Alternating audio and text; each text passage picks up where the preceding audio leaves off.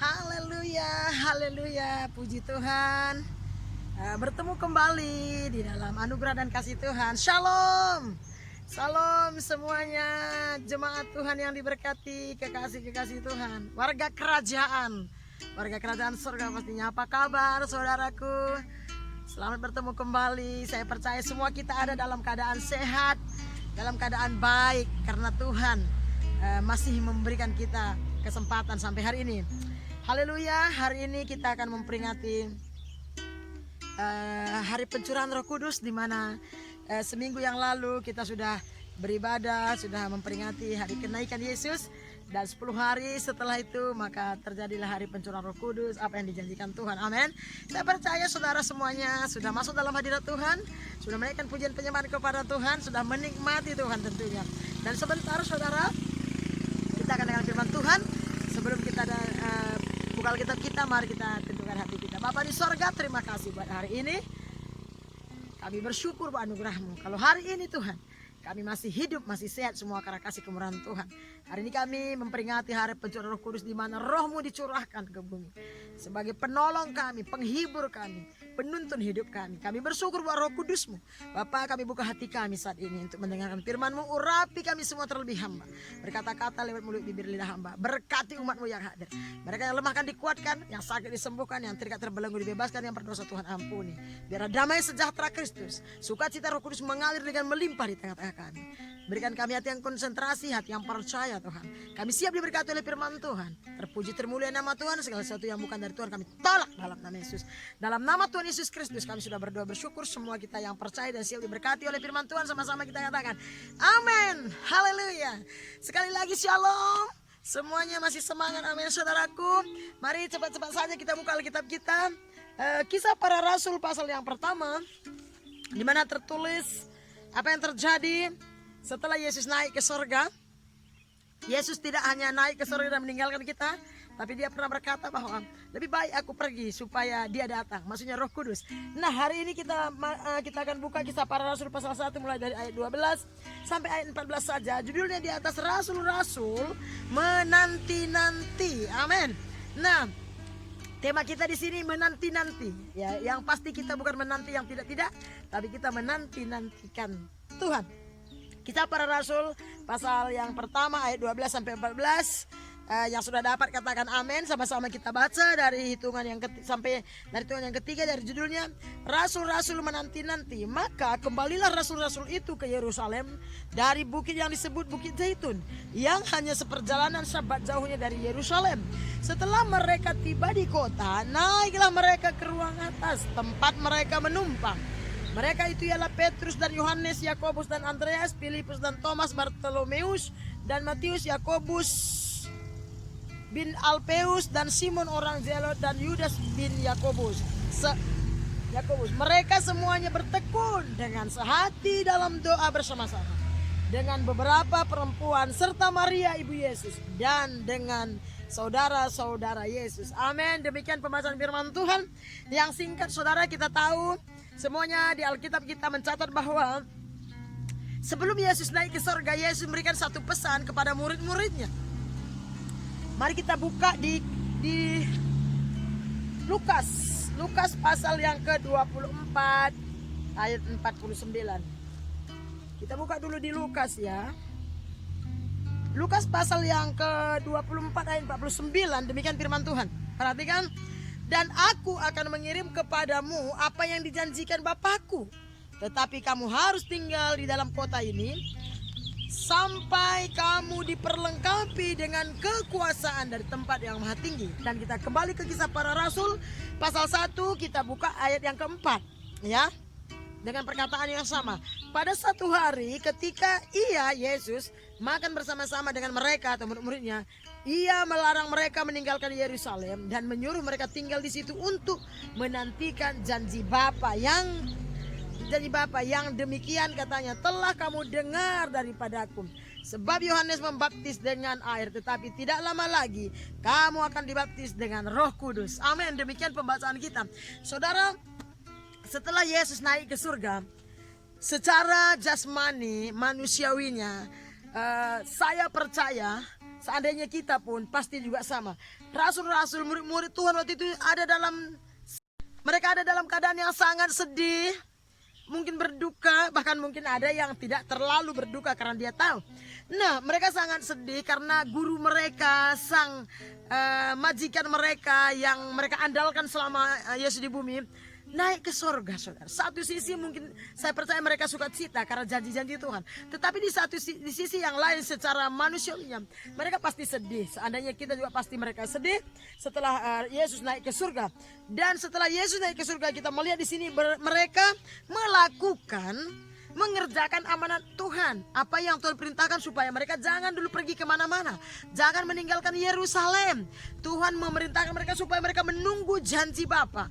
Janji Bapa itu apa? Janji Bapa itu adalah Yesus akan mengirim, Bapa akan mengirim Roh Kudusnya untuk pengganti Yesus di bumi karena Yesus harus naik ke sorga.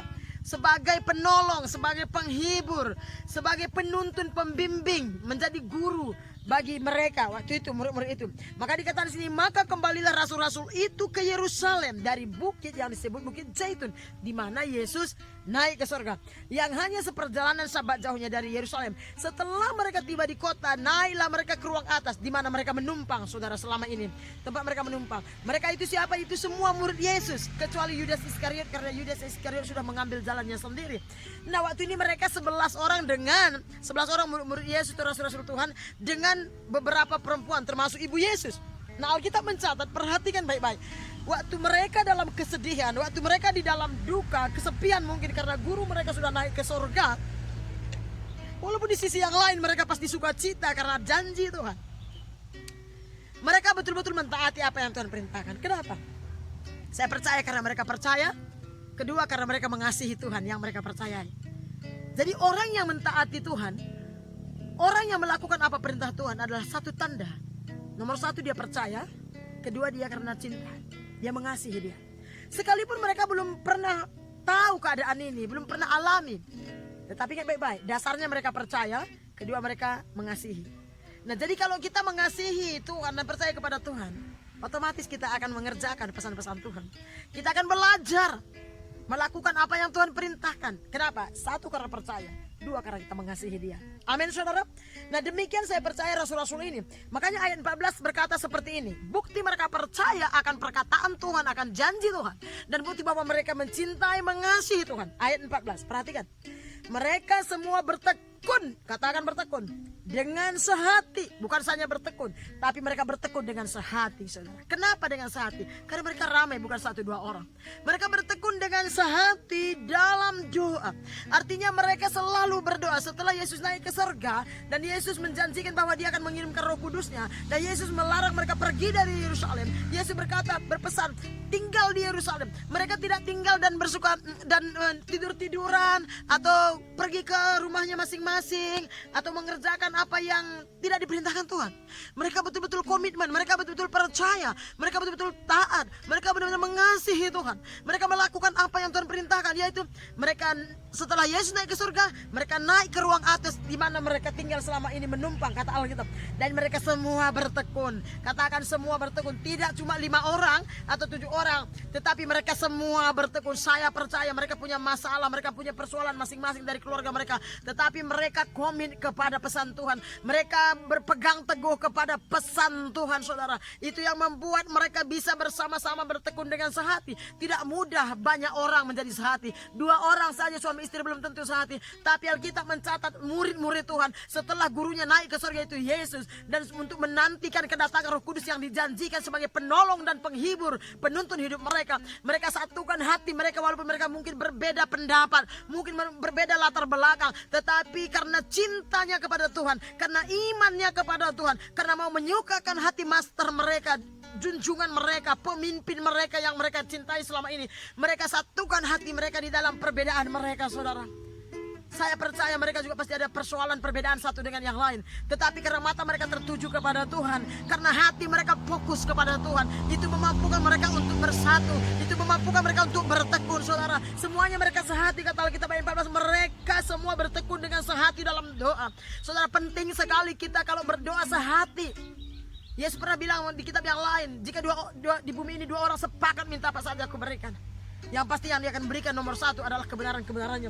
Mereka berdoa bersama-sama dengan beberapa perempuan serta Maria ibu Yesus dan dengan saudara-saudara Yesus. Perhatikan baik-baik, membicarakannya gampang saudara. Mungkin kita sering dengar, tetapi untuk mengerjakan yang namanya sehati bertekun saudara tidak gampang.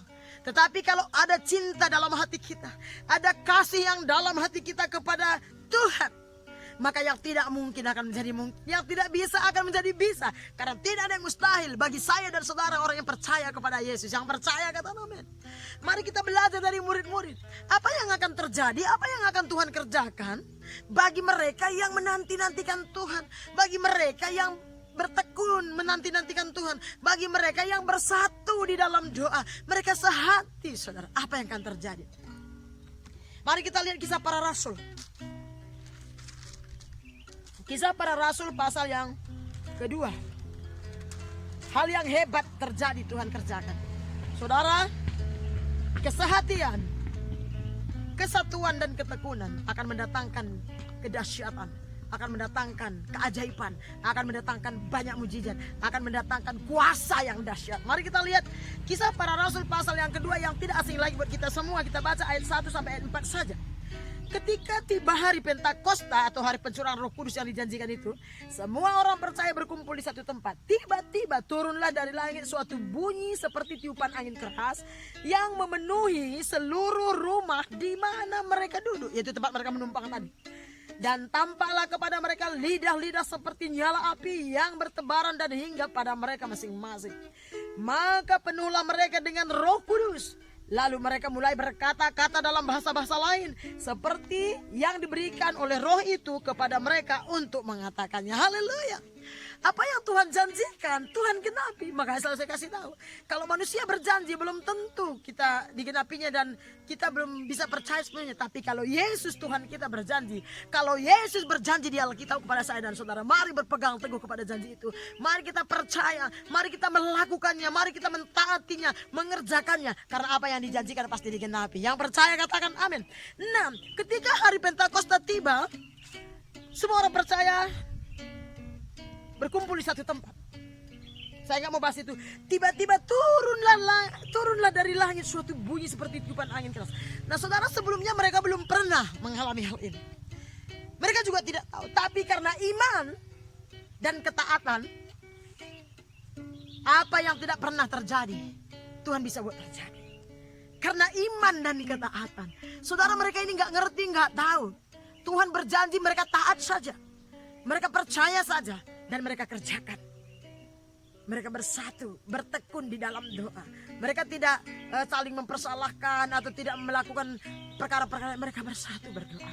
Satu tanda bahwa mereka mengasihi Tuhan. Satu tanda bahwa apa yang disampaikan Tuhan Yesus selama Yesus di bumi, mereka tangkap dengan baik. Saudara. Bagaimana dengan kita?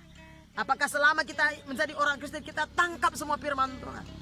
Kita belajar melakukannya karena kita percaya. Karena apa yang kita kerjakan di hadapan Tuhan itu adalah tanda kepercayaan kita.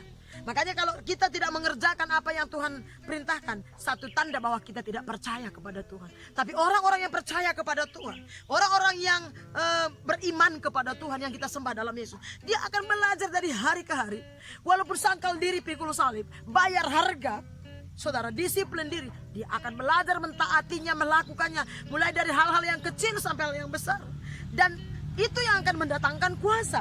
Makanya di sini pertanyaan 2, tiba-tiba karena ketaatan dan kepercayaan mereka, saudara, Alkitab mencatat, tiba-tiba turunlah dari langit suatu bunyi seperti tiupan angin keras yang memenuhi seluruh rumah di mana mereka duduk. Ada banyak rumah di saat itu, ada banyak rumah di sekeliling mereka waktu itu, ada banyak orang mungkin yang percaya juga sama Tuhan. Tapi Yesus fokus.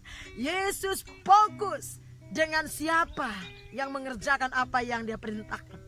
Mungkin di kanan kiri mereka ada rumah, mungkin di kanan kiri mereka ada banyak orang, tetapi tidak semua waktu itu orang menerimanya. Tidak semua rumah itu didatangi oleh Roh Kudus. Perhatikan baik-baik. Mungkin ada banyak orang juga percaya waktu itu, tapi Tuhan fokus kepada mereka yang percaya dan mentaati, yang mengasihi Tuhan. Dia tahu Seberapa banyak orang pun Tuhan tahu siapa yang mentaati dia siang dan malam. Siapa yang percaya penuh sama dia. Siapa yang melakukan apa yang dia perintahkan. Siapa yang betul-betul mengasihi dia, dia tahu, saudara. Saya tidak tahu, tapi Yesus tahu. Apakah saya mengasihi dia? Apakah saya taat sama dia? Yesus juga tahu apakah saudara mengasihi dia dengan sungguh-sungguh.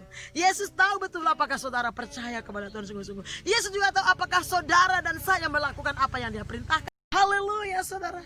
Mari belajar kepada murid-murid Tuhan. Mari belajar untuk terus percaya, berpegang teguh kepada firman. Mari belajar untuk mengerjakan, melakukannya. Pribadi lepas pribadi, tanpa memandang kanan kiri muka belakang kita. Karena ke surga juga sendiri-sendiri. Menerima berkat itu juga sendiri-sendiri, saudara. Menerima anugerah itu juga sendiri-sendiri. Mengalami Tuhan itu juga sendiri-sendiri. Walaupun bisa kita secara bersama-sama. Mari tunjukkan kepada Tuhan bahwa saya dan saudara adalah orang-orang yang percaya kepada dia.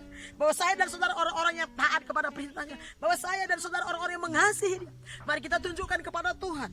Karena kalau kita bisa tunjukkan kepada Tuhan, otomatis kita akan sudah menunjukkannya kepada orang lain. Nah, maka penuhlah mereka dengan Roh Kudus. Penuhlah mereka. Oh, dipenuhi, saudara. Dilawat mereka. Apa yang Tuhan janjikan, Tuhan kerjakan.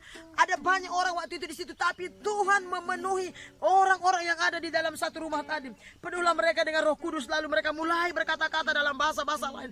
Saya percaya bahasa lain ini adalah bahasa lidah, bahasa sorga, bahasa yang ada di sorga. Itu bahasa Tuhan dengan malaikat. Makanya Alkitab mencatat di kisah para rasul di 1 Korintus 14, saudara berkata bahwa bahasa lidah itu tidak bisa dimengerti oleh siapapun, termasuk setan yang ada di udara, termasuk kita. Tetapi siapa yang mengerti? Cuma Allah Bapa di sorga. Itu bahasa sorga. Keren, saudara.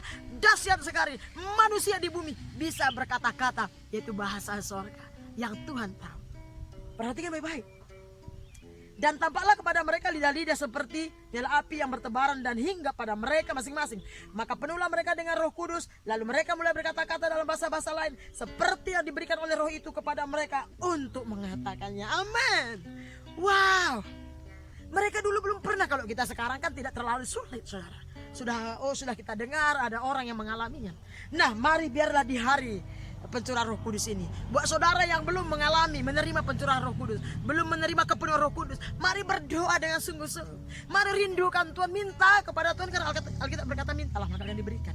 Ya. Minta, izinkan Roh Kudus memenuhi saudara. Untuk apa sih bu saya dipenuhi oleh Roh Kudus? Oh, saudara, dahsyat sekali. Beda sekali orang-orang yang dipenuhi hidupnya oleh Roh Kudus dengan orang yang tidak, saudara. Ya, walaupun saya tahu ini adalah karunia, tetapi apa salahnya, justru ruginya yang ada kalau kita tidak mengalami kepenuhan Roh Kudus. Kita lihat dulu salah satu ayat di Yesaya pasal yang ke-40. Mari kita melihat apa kata firman Tuhan di Yesaya 40 ayat 31. Kita ke belakang sebentar. Yesaya 40 ayat ke-31. Alkitab mencatat begini. Ini bicara soal menanti-nantikan Tuhan. Tetapi orang-orang yang menanti-nantikan Tuhan mendapat kekuatan baru. Mereka seumpama raja wali yang naik terbang. Dengan kekuatan sayapnya mereka berlari dan tidak menjadi lesu. Mereka berjalan dan tidak menjadi lelah. Haleluya. Rupanya saudara, ada banyak perkara yang akan kita alami. Ada banyak berkat yang akan kita terima. Waktu kita taat, waktu kita setia. Karena kita percaya, kita suka menanti-nantikan Tuhan. Mungkin kita sering menanti-nantikan yang lain, tetapi bagaimana dengan Tuhan? Mungkin ada yang menanti-nantikan pasangan hidup, nggak salah. Mungkin ada yang menanti-nantikan pacar. Mungkin ada yang menanti-nantikan berkat melimpah, menanti-nantikan dapat pekerjaan dan sebagainya. Tetapi ada satu perkara dalam penantian yang lebih hebat dari semua itu. Mari belajar dengan setia, senantiasa menanti-nantikan Tuhan dalam hidup ini. Menantikan kedatangan Tuhan, menanti-nantikan dalam hadirat Tuhan, menanti-nanti seperti rasul-rasul.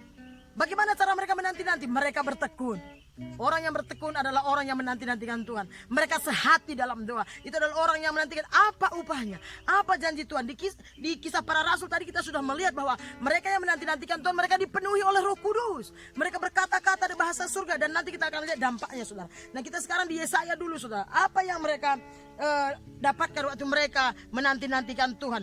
Nomor satu yang akan mereka dapat, kekuatan baru. Mungkin saudara kuat, tetapi saudara perlu kekuatan baru. Setiap hari kita harus menerima kekuatan baru dari Tuhan, untuk kita bisa dan sanggup menjalani hari-hari kita di dalam Tuhan, menjalani hidup kita bersama dengan Tuhan. Karena kehidupan kita penuh dengan tantangan, kehidupan kita penuh dengan persoalan, pergumulan, kehidupan kita penuh dengan pencobaan dan ujian. Dan kita perlu kekuatan dari Tuhan, karena kekuatan dunia ini tidak mampu.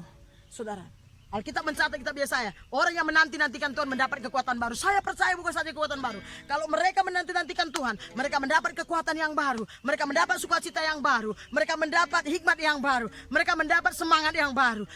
Mereka juga mendapat berkat-berkat yang baru. Yang percaya katakan amin. Haleluya. Mari belajar menantikan Tuhan. Apalagi mereka yang menanti-nantikan Tuhan adalah, kitab Yesaya berkata, mereka seumpama Raja Wali yang naik terbang. Tahukah saudara burung Raja Wali? Sedikit berbicara saudara burung Raja Wali. Kalau ayam datang hujan, lari cari tempat berlindung. Sama dengan kita juga. Tapi kalau Raja Wali datang badai, dia bukan lari, tapi dia makin terbang tinggi.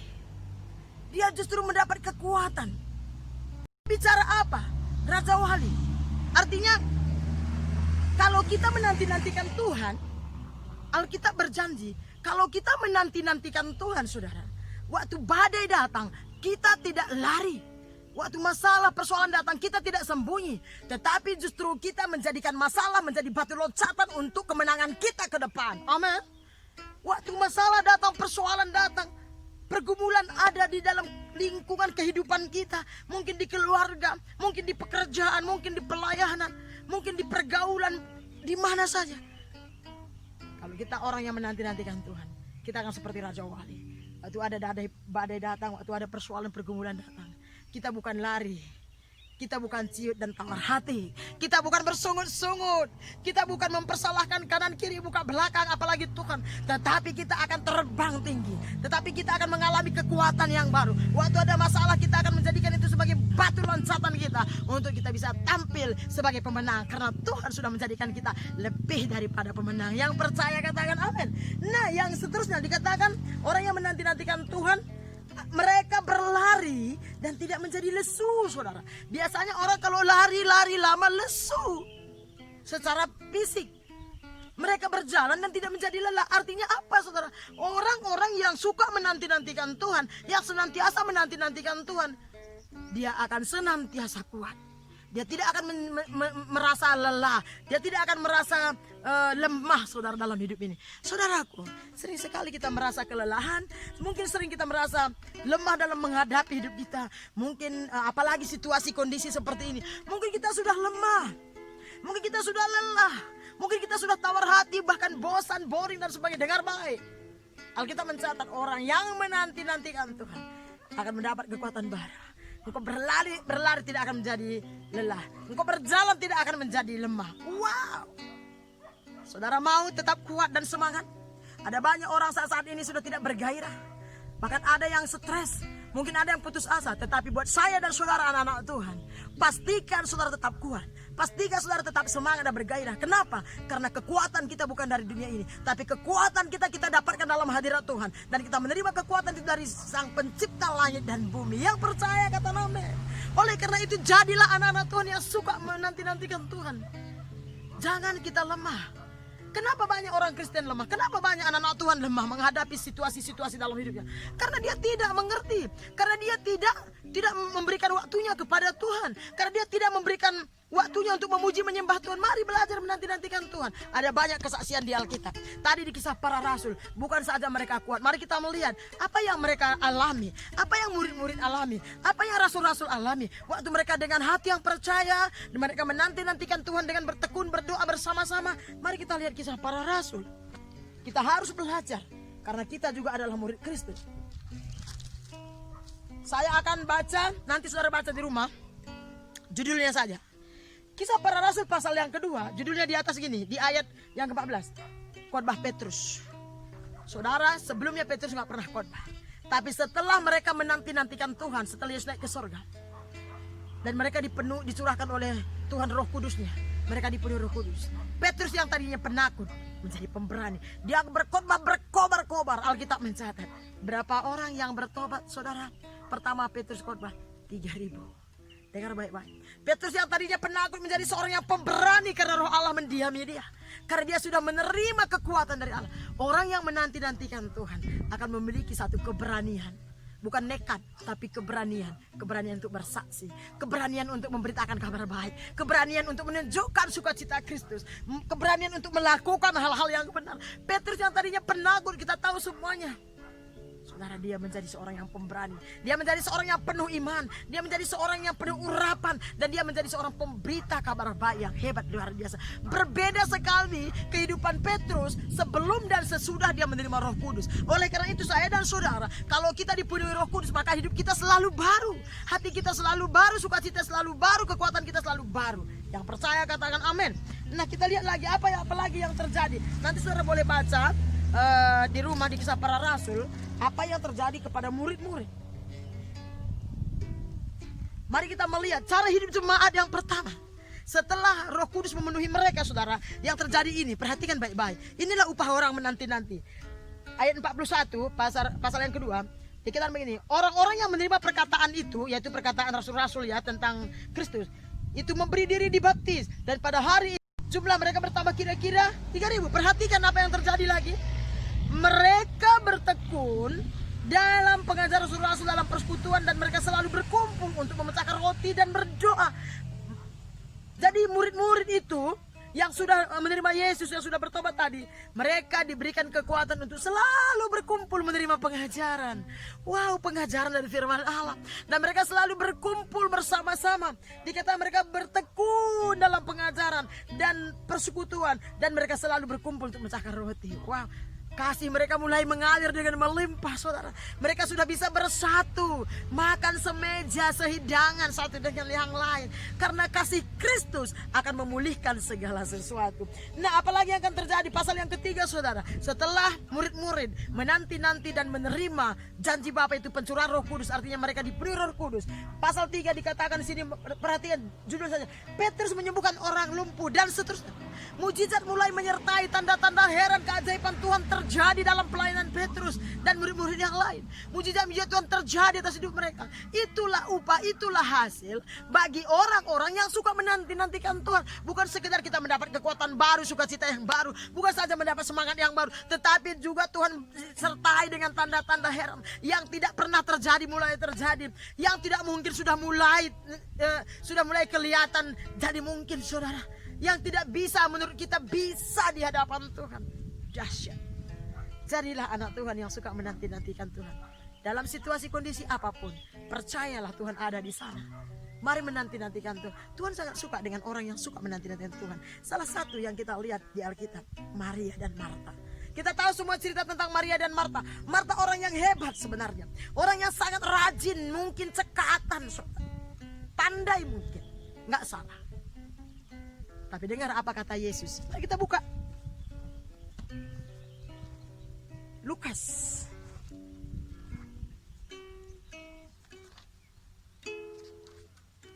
Mari kita buka cerita tentang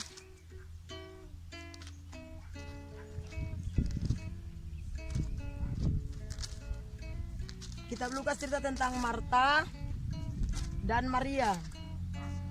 Mari kita buka, saudara. Tentang menanti-nantikan Tuhan. Saya percaya ini termasuk menanti-nantikan Tuhan. Lukas pasal yang ke-10 ayat yang ke-38 dan seterusnya dikatakan begini. Maria dan Marta, ketika Yesus dan murid-muridnya dalam perjalanan, tibalah ia di sebuah kampung. Seorang perempuan yang bernama Marta menerima dia di rumahnya.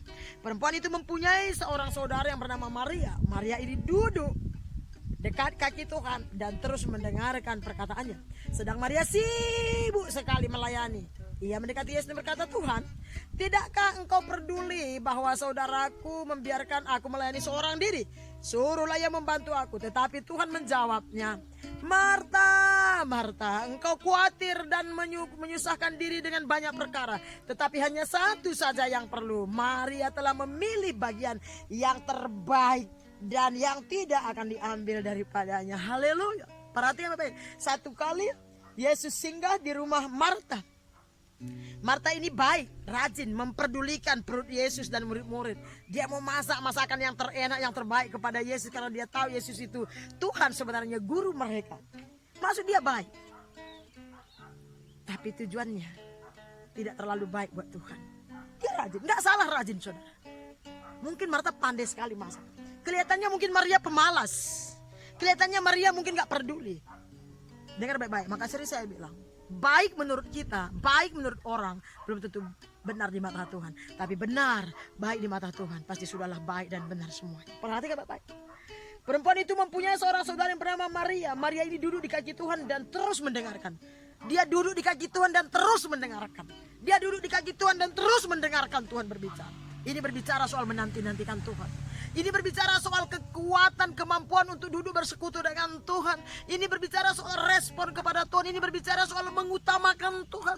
Ini berbicara soal menomorsatukan Tuhan, karena dia tahu Tuhan adalah sumber segala sesuatu dalam hidupnya. Ini berbicara soal kerinduan, kecintaan yang sangat dalam kepada Tuhan, saudara. Sehingga Maria lupa masak. Bukan berarti salah masak ya. Dan Marta sibuk melayani.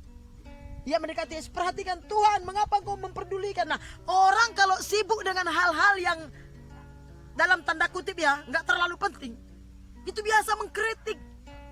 Kesukaannya biasa menghakimi. Saudara, mari belajar. Bukan, nggak salah kita rajin. Tetapi ingat, utamakan Tuhan. Ingat, prioritaskan Tuhan. Kita harus mengetahui mana yang terpenting dalam hidup ini. Mana yang nomor satu, mana yang nomor dua, kita harus tahu. Jangan kita nomor dua kan yang nomor satu, kita nomor satukan yang nomor dua. Jangan salah. Semua harus ada urutannya. Hari ini kalau kita bernapas karena Tuhan berikan kita napas, mari utamakan Dia sang pemberi napas kita. Hari ini kalau kita hidup, semua karena Tuhan. Kalau kita sadar, mari kita utamakan yang pemberi kehidupan itu. Iya, Marta baik, dia bagus, rajin, tetapi Tuhan kecam dia. Perhatikan baik-baik. Kenapa? Sudahlah dia tidak mendengarkan Tuhan, tidak mengambil tempat yang terbaik, dia menghakimi. Perhatikan ya, dia bilang, perempuan itu mempunyai seorang saudara bernama Maria. Maria di ayat 40. Sedang Marta sibuk sekali melayani. Ia mendekati Yesus dan berkata, Tuhan, tidakkah engkau peduli bahwa saudaraku membiarkan aku melayani seorang diri? Suruhlah dia membantu aku.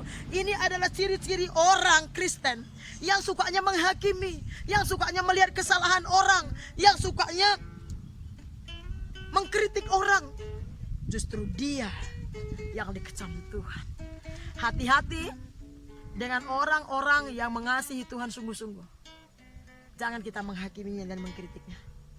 Jangan-jangan Tuhan tidak ada di pihak kita. Justru Tuhan bela dia. Perhatikan. Perhatikan ya saudara.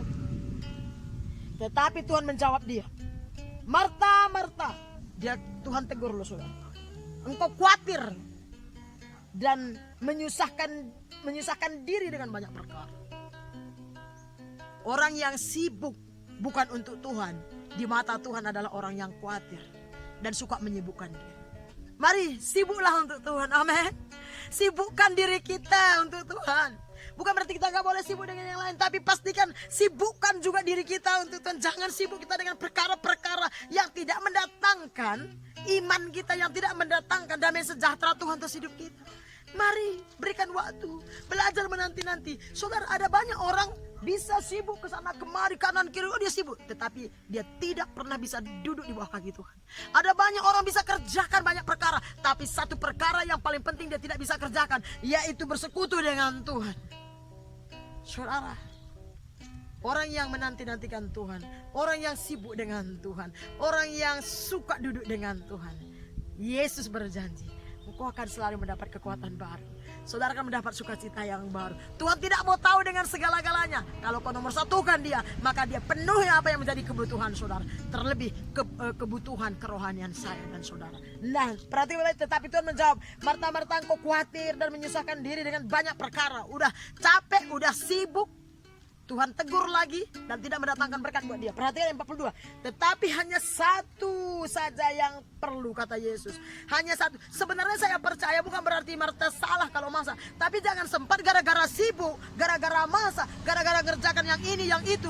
Kita tidak ada waktu dengan Tuhan. Kita lupa dengan Sang Pemberi napas kita. Kita lupa dengan Sang Pemberi berkat, pemberi kesehatan, kekuatan kita, saudara. Itu yang tidak menyukakan hati Tuhan. Dikatakan ini, tetapi hanya satu saja yang perlu. Maria telah memilih bagian yang terbaik. Wow, bukan hanya yang baik. Tuhan berkata sendiri, Maria yang tidak sibuk menurut manusia sudah memilih tempat yang terbaik, sudah mengambil yang terbaik, saudara. Yang terbaik itu apa? Yang tidak akan diambil daripadanya. Apa yang dibuat Marta masih bisa dilakukan orang dan masih bisa diambil orang. Tetapi apa yang dilakukan Maria, tidak seorang pun yang bisa mengambilnya. Karena apa yang kita ambil di hadapan Tuhan, itu adalah untuk kita, saudaraku. Dengar baik-baik. Pertumbuhan iman, kepenuhan Roh Kudus, menerima damai sejahtera sukacita Tuhan, mengalami Tuhan, itu tidak bisa dibagi-bagi. Tidak bisa dibeli dengan emas, uang, dan perak. Itu hanya bisa kita kerjakan melalui diri kita sendiri bersama dengan Tuhan. Haleluya. Yang mengasihi Tuhan katakan amin. Maria sudah mengambil yang terbaik. Rasul-rasul mengambil yang terbaik. Yesaya mengajarkan kita untuk mengambil yang terbaik, saudara. Yesus mengatakan ambil yang terbaik yang tidak bisa diambil oleh orang lain. Apa itu? Menanti-nantikan Tuhan dalam hadiratnya. Duduk diam di bawah kaki Tuhan. Suka bersekutu dengan Tuhan. Suka berkomunikasi dengan Sang Pencipta. Suka memuji menyembah Tuhan. Sambil kita bekerja, sambil kita mengerjakan arahan-arahan Tuhan. Mari utamakan Tuhan. Belajar menanti-nanti. Belajarlah duduk di bawah kaki Tuhan. Siapapun saudara, apapun pekerjaan saudara, belajar mengutamakan Tuhan. Berikan waktu kepada Tuhan. Belajar bertekun di dalam Tuhan. Belajar setia kepada Tuhan. Jangan berikan semuanya kepada dunia ini, tapi berikan yang terbaik untuk Tuhan. Otomatis kita juga akan menerima hal-hal yang terbaik dari Tuhan, seperti janji Tuhan kepada Maria. Haleluya. Haleluya, saudara. Mari belajar menanti-nantikan Tuhan. Apa yang kita kerjakan saat ini? Bekerja silahkan, tapi jangan lupa Tuhan akan tuntut waktu yang harus kita berikan kepada Dia. Kita kembali ke kisah para rasul. Saya ingatkan kepada kita semuanya, biarlah di ibadah hari peringatan pencurahan Roh Kudus ini kita bangkitkan semangat kita. Mari kita baharui hubungan kita dengan Tuhan. Apa yang menjadi persoalan saudara hari-hari ini? Apa yang menjadi pergumulan saudara? Kesusahan, penderitaan, apalagi pergumulan. Temukan jawabannya dalam hadirat Tuhan. Yesus adalah jawaban untuk semua persoalan. Ingat itu. Tidak ada satu masalah, satu persoalan pun di jagat raya ini yang tidak bisa diselesaikan oleh Sang Pencipta Yesus Kristus. Persoalan apa yang saudara hadapi? Susah hati, apa, rumah tangga, keluarga, pekerjaan, pelayanan. Mari kita ambil yang terbaik dalam hadirat Tuhan. Berkomunikasi dengan Dia, melekat dengan Tuhan, bersekutu dengan Tuhan. Saya akhiri dengan satu ayat. Kita buka Yohanes pasal yang ke-15. Apa pesan Yesus di Yohanes pasal yang ke-15? Apa arahan Tuhan? Yohanes pasal yang ke-15.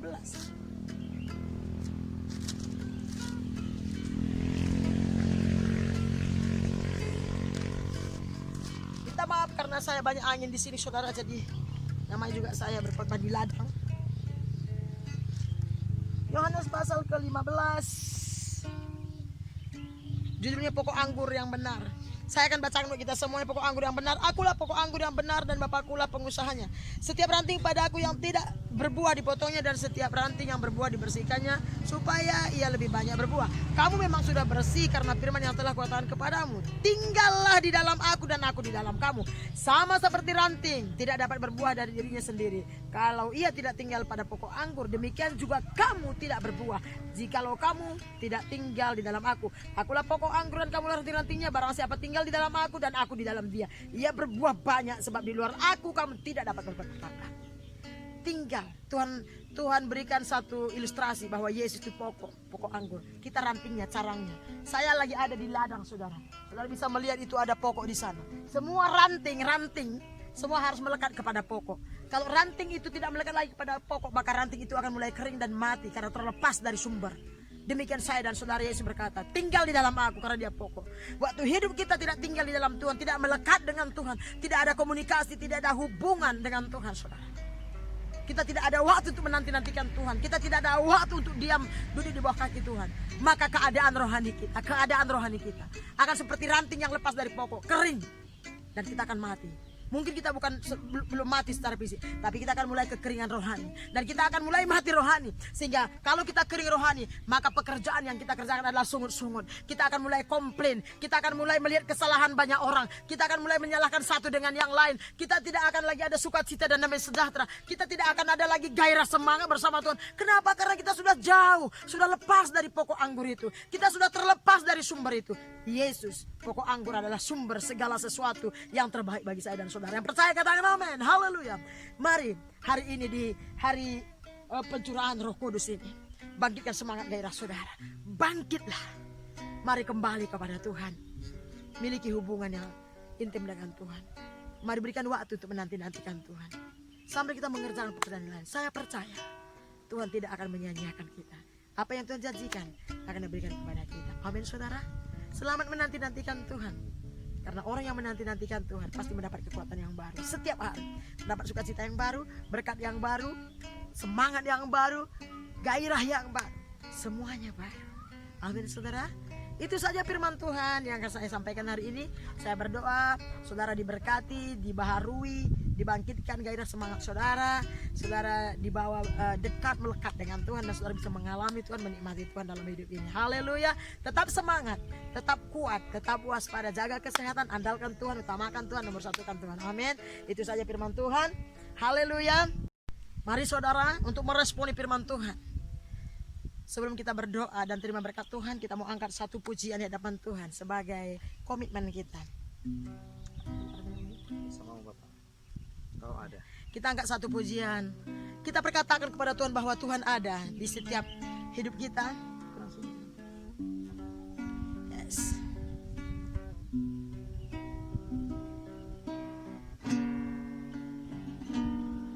Engkau ada bersamaku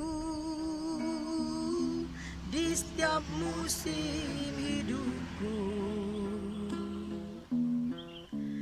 Tak pernah kau biarkan ku sendiri.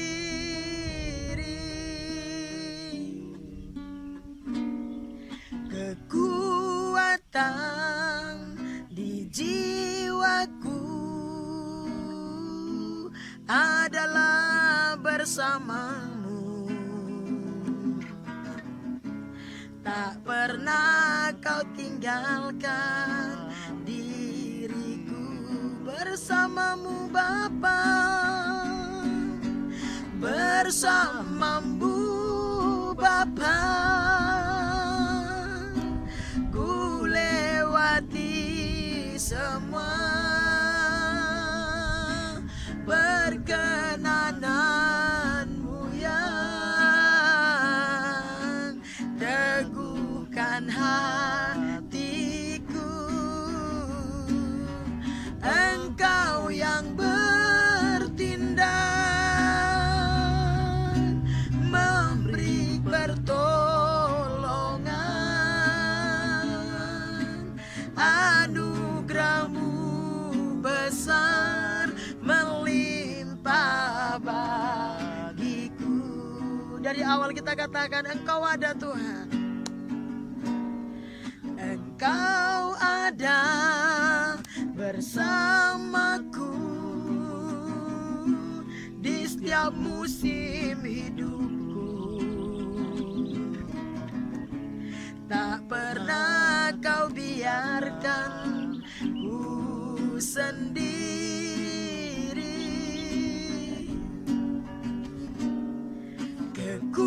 Kekuatan di jiwaku adalah bersamamu. Tak pernah kau tinggalkan diriku, bersamamu Bapa, bersamamu Bapa.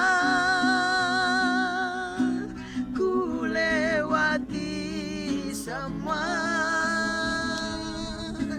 perkenananmu yang teguhkan hatiku. Engkau yang bertindak, memberi pertolongan.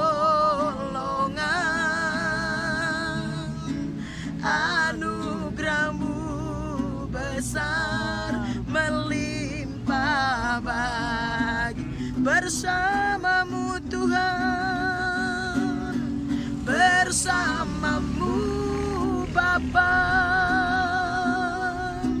Ku lewati semua, perkenananmu yang teguhkan hatiku. Engkau yang bertindak, memberi pertolongan. Anugerahmu besar melimpah bagiku. Anugerahmu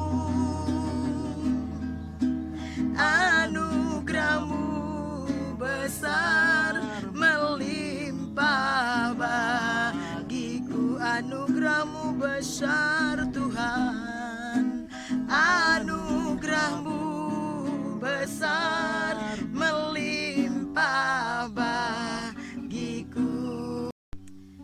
Mari angkat kedua tangan saudara, buka hati saudara, kita akan terima berkat Tuhan sebelum kita pulang. Pulanglah, terima dan bawalah berkat dari Allah Bapa kita di surga.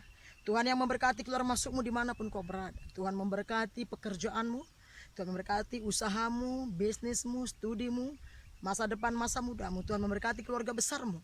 Tuhan memberkati meja makanmu, keuanganmu, bahkan kesehatanmu.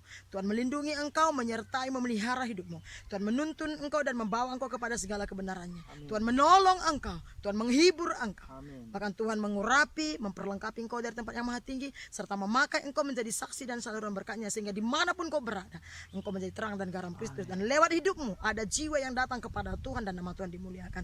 Damai sejahtera dari Allah Bapa kita di sorga, cinta kasih yang besar dari Tuhan Yesus Kristus kepada kita gerejanya, serta persekutuan yang manis yang erat bersama dengan Allah Roh Kudus yang menyertai kita sekalian. Mulai detik hari ini sampai Maranatha, Tuhan Yesus datang kedua kali menjemput kita semua di awan-awan permai. Dalam nama Yesus Kristus Tuhan, kami sudah berdoa mengucap syukur. Semua kita yang percaya dan terima berkat Tuhan hari ini, sama-sama kita katakan amin, amin, amin.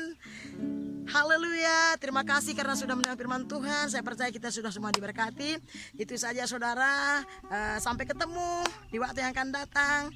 Tuhan Yesus memberkati kita semuanya. Shalom.